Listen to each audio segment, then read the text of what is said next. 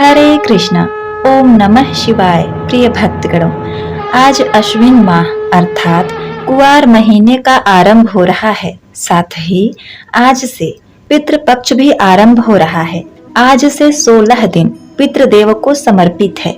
कहा जाता है कि श्रद्धा के बिना श्राद्ध अधूरा होता है। पितृ ये नहीं चाहते कि उनकी संतानें उनको तृप्त करने के लिए बहुत कुछ करें।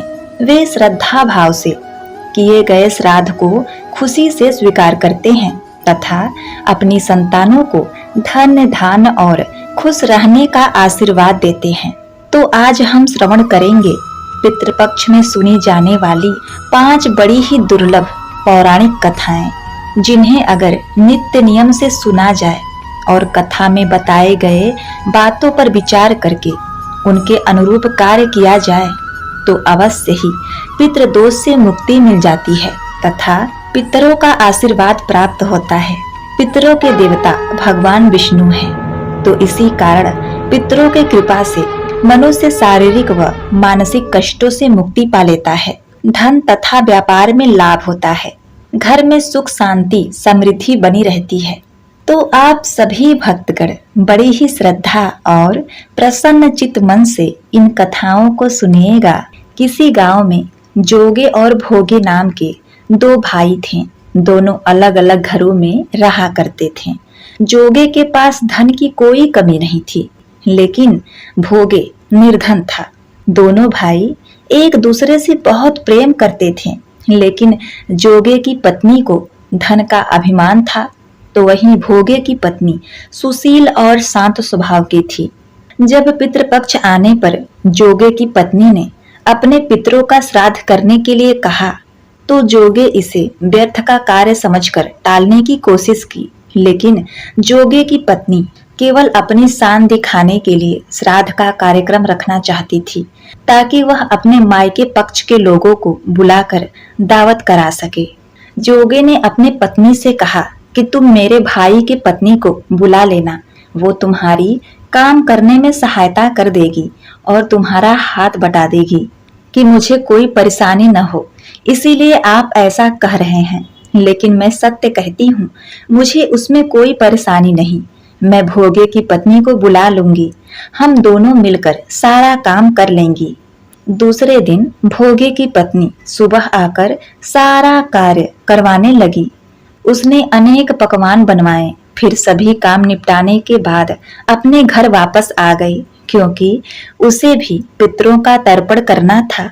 जब पितर भूमि पर उतरे तब वे जोगे के पास गए तो देखा कि उसके ससुराल पक्ष के सभी लोग भोजन पर जुटे हुए हैं। वहां ये सब देखकर वे निराश हुए। उसके बाद जोगे भोगे के पितर भोगे के यहाँ गए तो देखा कि मात्र पितरों के नाम पर केवल अंगियारी दे दी गई है। पितर उसकी राख चाटते हैं और भूखे ही नदी के तट पर पहुंच जाते हैं। कुछ देर में सारे पितर अपने अपने यहाँ का श्राद्ध ग्रहण करके इकट्ठा हो गए और बताने लगे कि उनकी संतानों ने किस किस तरह से उनके लिए श्राद्ध के पकवान बनाए। जोगे भोगे के पितरों ने भी अपना सारा कुछ बताया। उन्होंने सोचा कि अगर भोगे निर्धन न होता और श्राद्ध करने में समर्थ होता तो शायद उन्हें भूखा वापस नहीं आना पड़ता, क्योंकि भोगे के घर में तो खाने के लिए भी 2 जून की रोटी नहीं थी। ये सारी बातें सोचकर पितरों को भोगे पर दया आ गई। अचानक से वे नाच नाच कर गाने लगे कि भोगे के घर में धन हो जाए, भोगे के घर में धन हो जाए। सांझ का समय हो चला था, लेकिन भोगे के घर में खाने को कुछ भी नहीं था। उसके बच्चे भूखे थे। बच्चों ने अपनी माँ से कहा कि माँ, हमें भूख लगी है।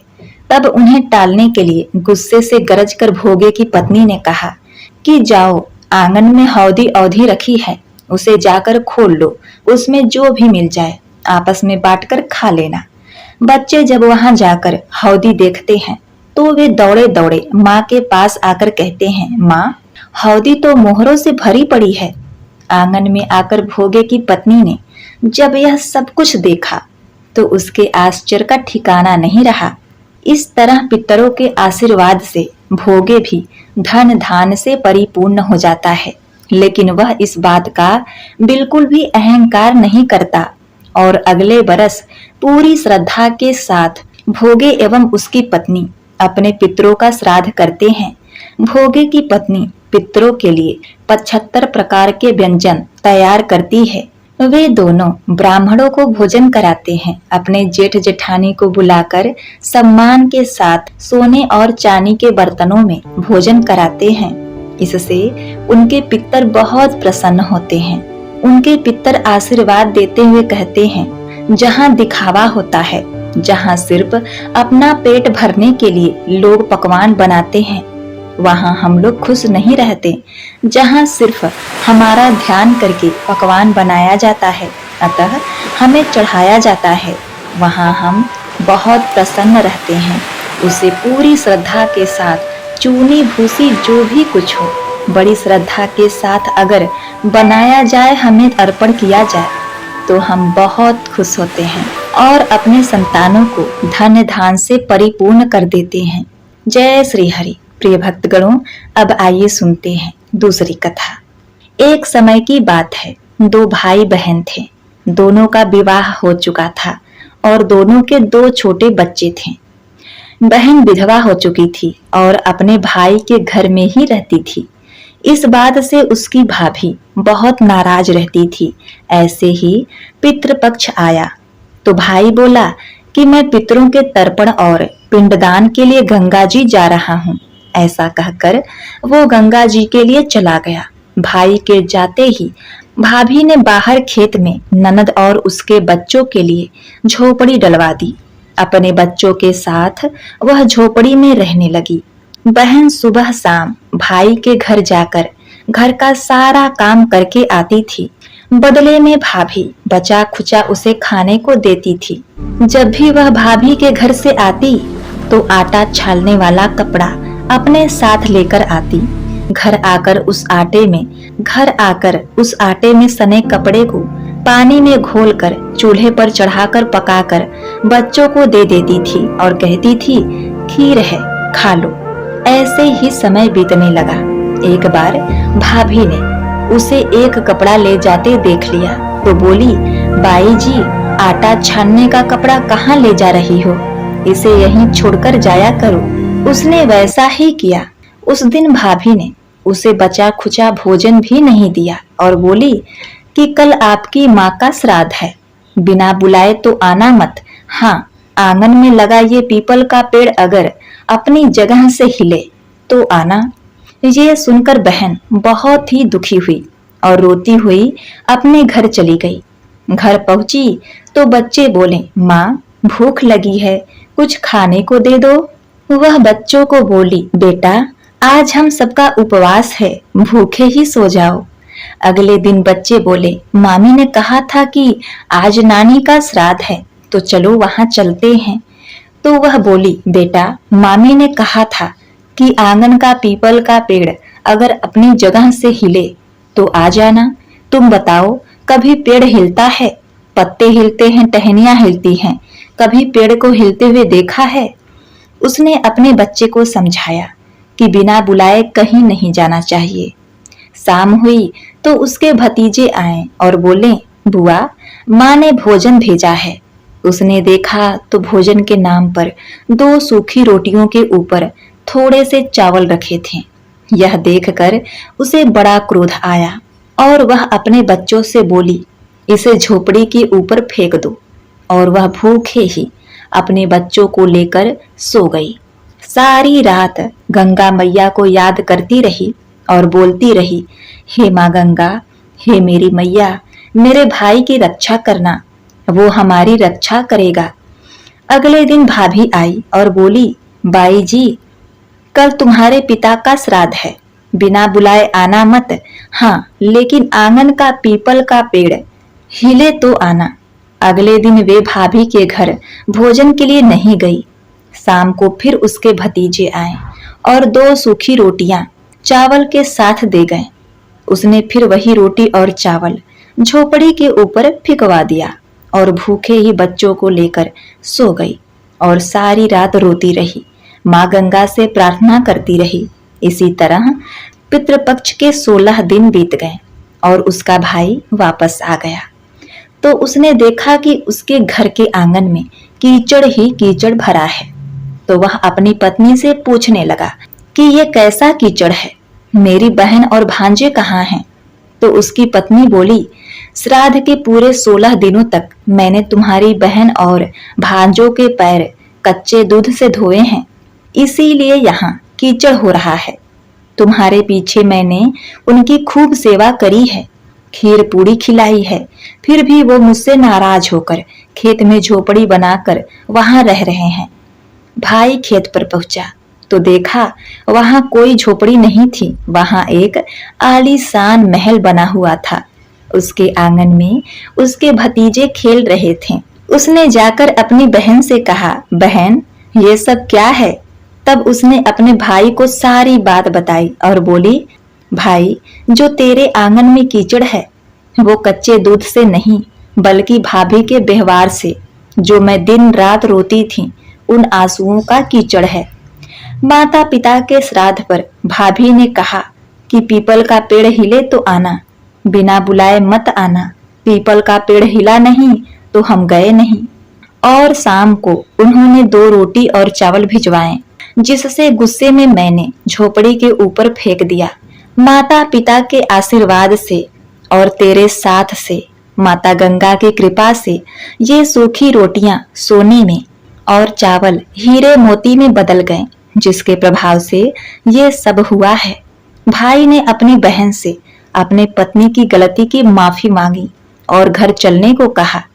तब बहन बोली, भाई गंगा मैया ने तेरी रक्षा करी, तू हमारी रक्षा करेगा, इसीलिए अब हम यहीं रहेंगे। ये सुनकर भाई ने अपने माता पिता को याद किया और बोला, मेरे पितरों, जैसे मेरी बहन और भांजों की रक्षा करी, उनके दुख काटे वैसे सबके काटना, सबकी रक्षा करना। कहानी को कहने वाले, सुनने वाले, हुंकार भरने वाले सब पर अपनी कृपा बनाए रखना। जय हरि विष्णु, जय पितृदेव, ओम नमः शिवाय। प्रिय भक्तों, अब आइए सुनते हैं तीसरी कथा। महाभारत काल में युद्ध के समय जब दानवीर कर्ण की मृत्यु हो गई तो उसके दान पुण्य के फलस्वरूप उन्हें स्वर्गलोक भेजा गया। वहां उनका खूब स्वागत सत्कार हुआ, लेकिन भोजन के समय उन्हें सोना और चांदी आभूषण परोसे गए। कर्ण इस व्यवहार को समझ न सके और उन्होंने देवराज इंद्र से पूछा, हे स्वर्गाधिपति, यहाँ मुझे भोजन में सोना चांदी और आभूषण परोसे गए हैं, लेकिन मैं इसका सेवन नहीं कर सकता। मेरे साथ इस व्यवहार का क्या कारण है? तब देवराज इंद्र ने उन्हें बताया, हे कर्ण, आपने जीवन पर्यंत दान धर्म का पालन किया और आपके जैसा दानी तीनों लोकों में कोई नहीं होगा, लेकिन आपने सिर्फ सोना चांदी और आभूषण जैसी भौतिक वस्तुओं का ही दान किया है। कभी अपने किसी पितृदेव को भोजन का दान नहीं दिया, इसीलिए आपके पितृ आपसे असंतुष्ट हैं और आपको स्वर्ग में भोजन का सुख नहीं मिल पा रहा है। यह सुनकर कर्ण निराश हो गए और उन्होंने इंद्रदेव को कहा, मैं आजीवन अपने पितरों से अनभिज्ञ रहा हूँ, मुझे पता ही नहीं था कि मेरे पितर कौन हैं, इसीलिए मुझसे यह भूल हो गई। कृपया अब आप मुझे इसका उपाय बताइए। तब इंद्र ने कहा कि आपको अपने पुण्य कर्मों के कारण 16 दिनों का समय दिया जाता है। इन 16 दिनों में पृथ्वी लोक पर जाकर अपने पितरों को भोजन दान करें, उनका पिंड दान करें और तर्पण करके उन्हें संतुष्ट करें। इससे आपको स्वर्ग में हर तरह की सुख सुविधा के साथ भोजन का सुख भी प्राप्त होगा। कर्ण ने ऐसा ही किया और इन 16 दिन में पृथ्वी लोक पर विचरण कर रहे अपने पितरों को सभी तरह के भोजन का दान दिया। यह पितृपक्ष की अवधि थी, इसीलिए इन 16 दिनों में हम सभी मनुष्यों को यह सौभाग्य प्राप्त होता है कि हम अपने मृत पूर्वजों को भोजन का दान करें और उनके पिंडदान और तर्पण की विधि को पूरा करें। प्रिय भक्तगणों, इंद्र के पुत्र जयंत ने ही सबसे पहले कौवे का रूप धारण किया था। यह कथा त्रेता युग की है, जब भगवान श्री रामचंद्र जी ने अवतार लिया और जयंत ने कौवे का रूप धारण करके माता सीता के पैर में चोच मारा था। तब भगवान श्री राम ने तिनके का बाण चलाकर जयंत की आंखें फोड़ दी थी। तब उसने अपने किए के लिए क्षमा मांगी। तब श्री रामचंद्र जी ने उसे वरदान दिया कि तुम्हें अर्पित किए गए भोजन पितरों को मिलेगा। तभी से श्राद्ध में कौओं को भोजन कराने की परंपरा चली आ रही है। यही कारण है कि श्राद्ध पक्ष में कौओं को ही पहले भोजन कराया जाता है। एक बार प्रेम से बोलिए, जय श्री कृष्णा, जय श्री हरि, ओम नमः शिवाय। प्राचीन समय की बात है, दक्षिण भारत की तुंगभद्रा नदी के तट पर एक नगर में आत्मदेव नामक एक व्यक्ति रहता था, जो सभी वेदों में पारंगत था। उसकी पत्नी का नाम धुंधली था। धुंधली बहुत ही सुंदर लेकिन स्वभाव से क्रूर और झगड़ालू थी। घर में सब प्रकार का सुख था, लेकिन वह व्यक्ति अपनी पत्नी से दुखी था। साथ ही साथ उसे कोई संतान का सुख भी नहीं मिल रहा था। वह चिंता में रहता था कि यदि उम्र ढल गई तो फिर संतान का मुख देखने को नहीं मिलेगा। और तो और आस पड़ोस के लोग भी उसे ताना दिया करते थे। जो भी उसके घर से गुजरता था उसे धिक्कार की नजर से देखता था। यह सब सोचकर उसने बड़े दुखी मन से अपने प्राण त्यागने के लिए वन में चला गया।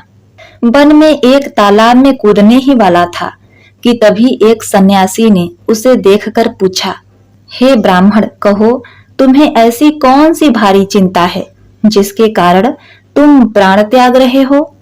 आत्मदेव ने कहा, ऋषिवर, मैं संतान के लिए इतना दुखी हो गया हूँ कि मुझे अब अपना जीवन निष्फल लगता है। संतानहीन जीवन को धिक्कार है। और मैंने जिस गाय को पाल रखा है वह भी बाज है। यह तो ठीक है, मैं जो पेड़ लगाया हूँ उस पर भी फल फूल नहीं उगते। मैं घर में जो फल खाता हूँ वह भी बहुत ही जल्दी सड़ जाता है। इन सब बातों से दुखी हो चुका हूँ। ऐसा कहकर व्यक्ति रोने लगा। तब संत उसकी बात सुनकर उसके ललाट की रेखाओं को देखा। रेखाओं को देखकर वह कहता है, हे ब्राह्मण, कर्म की गति बहुत प्रबल है, वासना को छोड़ दो। सुनो, मैंने तुम्हारा भाग्य देख लिया है। इस जन्म में तो क्या, अगले 7 जन्मों तक तुम्हारे कोई संतान किसी भी प्रकार से नहीं हो सकती। तब ब्राह्मण कहता है कि फिर मुझे प्राण त्याग देने दीजिए। किसी यत्न से मुझे पुत्र प्राप्ति का मार्ग बताइए। तो वह अपने झोली से एक फल निकालकर कहता है कि अच्छा ठीक है, तुम यह फल ले लो और इसे अपनी पत्नी को खिला देना, इससे उसके एक पुत्र होगा। मगर उस सन्यासी ने कहा, इस फल को अपनी स्त्री को तो खिलाना, लेकिन उसे सात्विक जीवन जीने के लिए कहना। पूरे 1 साल तक उसे सात्विक जीवन जीना होगा। उसे सादा स्वच्छ भोजन करना होगा, चटपटा भोजन नहीं करना है। उसे चटाई बिछाकर सोना होगा, भगवान का भजन कीर्तन करना होगा। तभी उसका पुत्र तेजस्वी और विद्वान बनेगा। आत्मदेव यह फल लाकर अपनी पत्नी को दे देता है, लेकिन उसकी पत्नी यह सारी बातें मानने को तैयार नहीं होती और वह फल ले लेती है और मन ही मन यह सोचती है कि यदि मैंने ये फल खा लिया और गर्भ रह गया तो मुझे खाया नहीं जाएगा और मैं मर भी सकती हूँ। यह सोचकर वह तय करती है कि मैं ये फल नहीं खाऊंगी। इसीलिए वह आत्मदेव से कई तरह से तर्क और कुतर्क करने लगती है। आत्मदेव के कहने पर वह फल तो रख देती है, लेकिन खाती नहीं है। एक दिन उसकी बहन उसके घर आती है। उसे वह सारा वृत्तांत कह सुनाती है। बहन उससे कहती है कि मेरे पेट में बच्चा है, मैं माँ बनने वाली हूँ। प्रसव होने पर वह बालक मैं तुम्हें दे दूंगी। तब तक तुम गर्भवती के समान घर में रहो। मैं कह दूंगी कि मेरा बच्चा मर गया और तू ये फल गाय को खिला दे। आत्मदेव की पत्नी अपनी बहन की बात मानकर ऐसा ही करती है। उस फल को वह गाय को खिला देती है। समय व्यतीत होने पर उसकी बहन ने एक बच्चे को जन्म दिया और उसको लाकर अपनी बहन धुंधली को दे दिया। पुत्र हुआ है, यह सुनकर आत्मदेव को बड़ा आनंद हुआ। धुंधली ने अपने बच्चे का नाम धुंधकारी रखा। उसके 3 माह व्यतीत होने के बाद एक दिन आत्मदेव सुबह गाय को चारा डालने लगा तो उसने देखा कि गाय के पास एक बच्चा है जो मनुष्य का है, लेकिन बस उसके कान ही गाय के समान है। उसे देखकर वह आश्चर्य में पड़ गया। हालांकि उसे बड़ा आनंद भी होता है। वह उस बच्चे को उठाकर घर में ले आता है। उसका नाम वह गोकर्ण रखता है। अब उसके 2 बालक हो गए थे, एक धुंधकारी, दूसरा गोकर्ण। गोकर्ण बड़ा होकर विद्वान, पंडित और ज्ञानी निकला, जबकि धुंधकारी दुष्ट, नशेड़ी और क्रोधी, चोर, व्यभिचारी, अस्त्र शस्त्र धारण करने वाला, माता पिता को सताने वाला निकला। वह माता पिता की सारी संपत्ति नष्ट कर देता है। एक दिन वह पिता को मार मार कर घर से बाहर निकाल देता है। पिता रोने लगता है और कहता है कि मेरी पत्नी का बाज रहना ही अच्छा था। तभी वहां गोकर्ण आता है। वह पिता को वैराग्य का उपदेश देता है और कहता है कि आप सभी छोड़कर प्रभु की शरण में वन में चले जाएं और भागवत भजन करें और भगवान का भजन करें, भागवत कथा का पाठ करें। भगवान भजन ही सबसे बड़ा धर्म है। गौ से उत्पन्न पुत्र गोकर्ण की बात मानकर आत्मदेव वन में चले जाते हैं। बाद में उसकी पत्नी धुंधली को धुंधकारी सताने लगता है तो वह कुएं में कूदकर आत्महत्या कर लेती है। तब धुंधकारी अपने घर 5 वेश्याओं को लेकर आता है। माता पिता के चले जाने के बाद धुंधकारी और भी ज्यादा बिगड़ जाता है। उसे रोकने टोकने वाला कोई नहीं रहता। तब धुंधकारी 5 वेश्याओं के साथ रहने लगता है। वेश्याएं उसे अपने तरीके से संचालित करती थीं। धुंधकारी उन वेश्याओं के लिए ही धन जुटाने लगता है। वह उनके लिए डाका डालता है, चोरी करता है। बाद में वे वेश्याएं सोचने लगती हैं कि यदि एक दिन यह पकड़ा गया तो राजा इसके साथ हमें भी दंड देगा। यह सोचकर वह वेश्याएं सोते हुए धुंधकारी को रस्सी से बांधकर उसका गला दबाने का प्रयास करती हैं। जब वह गला दबाने से भी नहीं मरता तो वे सभी मिलकर उसे दहकते अंगारे में डाल देती हैं। वहां वह तड़प तड़प कर मर जाता है। बाद में उसे गड्ढा खोदकर गाड़ दिया जाता है। और फिर क्या था, वह वेश्याएं घर का सारा कीमती सामान लेकर और सभी लूटे हुए गहने को लेकर वहां से भाग जाती हैं। मरने के बाद धुंधकारी भयंकर दुख लेने, झेलने और अपने कर्मों के कारण एक प्रेत बन जाता है। प्रेत बनने के बाद भूख और प्यास से वह व्याकुल हो जाता है। रह रह कर चिल्लाता भी रहता है, क्योंकि उसे अंगारों से जलाया गया था।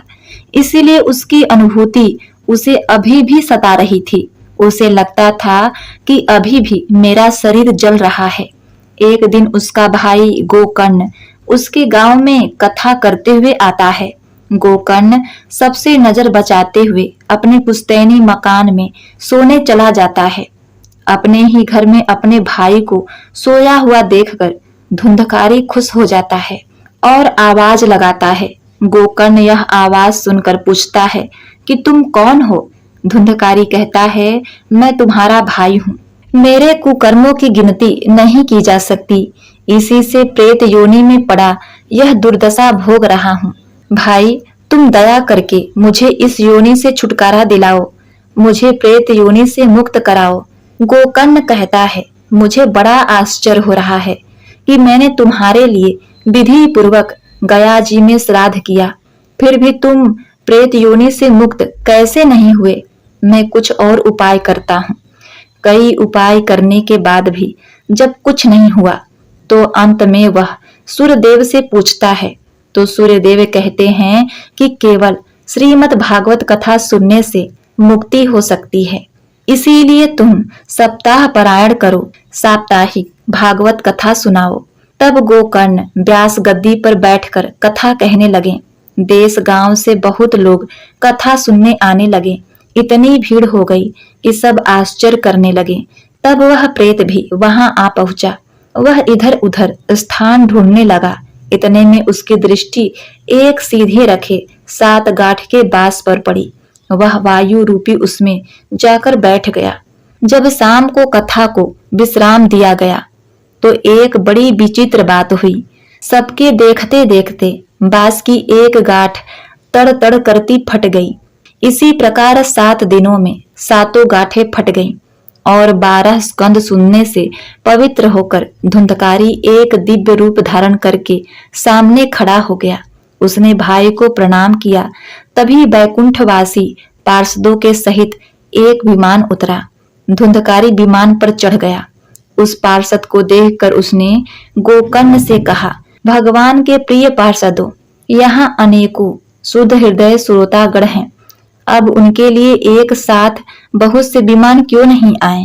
यहाँ सभी ने समान रूप से कथा सुनी है, फिर फल सिर्फ मुझे क्यों दिया? भगवान के पार्षदों ने कहा, श्रवण सबने सामान्य रूप से किया, किंतु तुम्हारे जैसा मनन किसी ने नहीं किया। इस प्रेत ने 7 दिन तक सुने हुए विषय का खूब मनन भी करता रहा। यह कहकर वे पार्षद बैकुंठ को चले गए। अपने माता पिता को कष्ट देने वाला, शराब पीने वाला, वेश्यागमनी आदि पुरुष प्रेत योनि को प्राप्त कर अंतकाल तक भटकते रहते हैं। अब न तो गोकर्ण की तरह कथा सुनने वाले हैं और न सुनाने वाले। धुंधकारी को उसके पापों की सजा तो मिली ही, साथ ही उसने प्रेत योनि में रहकर भी सजा भुगती। बाद में जब उसे पछतावा हुआ तो भागवत कथा सुनकर मन निर्मल हो गया। निर्मल मन से उसके सारे संताप नष्ट हो गए। प्रेम से बोलिए गौरी पुत्र गणेश की जय। ओम नमः शिवाय। जय शिव शंभु। प्रिय भक्तगणों, उम्मीद करती हूँ यह कथा आपको बहुत पसंद आई होगी।